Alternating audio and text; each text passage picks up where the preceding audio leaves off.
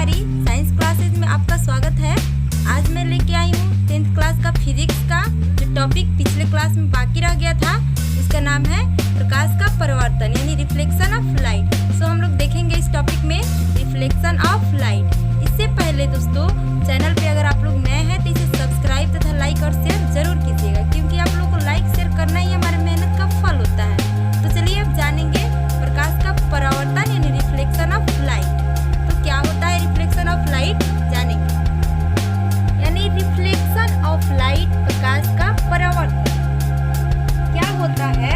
जब प्रकाश की किरणें किसी सामान के माध्यम से चलकर अन्य वस्तु की सतह पर पड़ती है तो वे किरणें या तो वस्तु द्वारा अवशोषित हो जाती है या उस वस्तु से पार कर जाती है या उसके सतह से टकराकर लौट जाती है। क्या होती है? या उसके सतह से टकराकर लौट जाती है।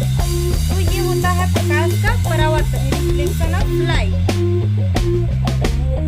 तो स्टूडेंट, हम जानेंगे इस तरह की प्रकाश की किरणें का पहले माध्यम में ही वापस लौटने की घटना प्रकाश का परावर्तन कहलाता है। प्रकाश जिस सतह से टकराकर अपने ही माध्यम में लौटता है उसे परावर्तक सतह कहते हैं। क्या कहते हैं? परावर्तक सतह किसे कहते हैं? प्रकाश जिस सतह से टकराकर अपने ही माध्यम में लौटता है उसे परावर्तक सतह कहते हैं। अब जानेंगे इसका इंग्लिश डेफिनेशन भी लिख लेते हैं, नोट कर लीजिएगा इंग्लिश डेफिनेशन, क्योंकि एग्जाम के भी जब इंग्लिश मीडियम के भी स्टूडेंट होंगे तो आप लोग नोट कीजिएगा इंग्लिश का डेफिनेशन। तो लिखिए, the process of returning the light to the same medium after shrinking a surface is called reflection of light. A surface which reflects the light is known as reflector. तो अब जानेंगे चांदी सबसे अच्छा परावर्तक है। क्या है? चांदी सबसे अच्छा परावर्तक है। चांदी जो है ये सबसे अच्छा परावर्तक है, चांदी। तो चलिए, वैसे सामान्यतः परावर्तक सतह के रूप में समतल दर्पण यानी प्लेन मिरर समतल दर्पण का उपयोग करते हैं। तो अब हम जानेंगे परावर्तक सतह की प्रकृति के अनुसार परावर्तन के दो प्रकार होते हैं। कौन कौन?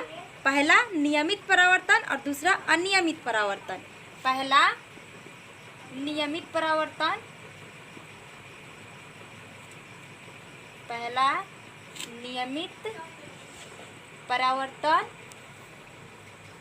और दूसरा अनियमित परावर्तन।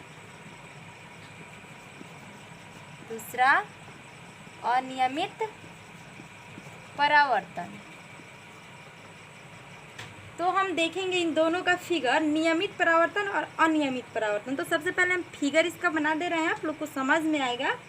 तो नियमित परावर्तन का फिगर हम देखेंगे। तो कैसे होता है? ये है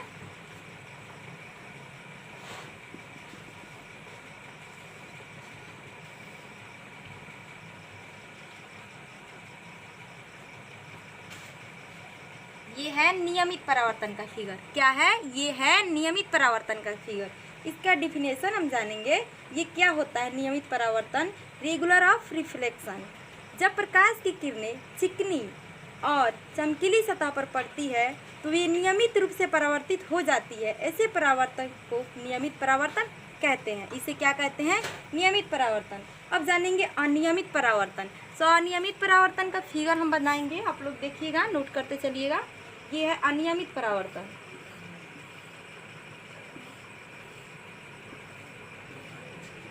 यानी नियम के तहत ये काम नहीं कर रहा है। लोग शॉर्टकट में समझिएगा, ये नियम के तहत काम नहीं कर रहा है। ये है अनियमित परावर्तन, यानी ऊबड़ खाबड़, जैसे आपको दिख ही रहा है कि अनियमित है।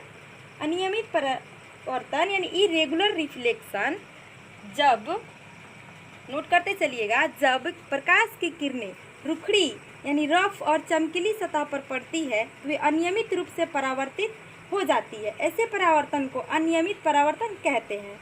अब जानेंगे कुछ अगला टॉपिक, समतल दर्पण से प्रकाश का परावर्तन कैसे होता है। हम देखेंगे reflection of light from plane mirror.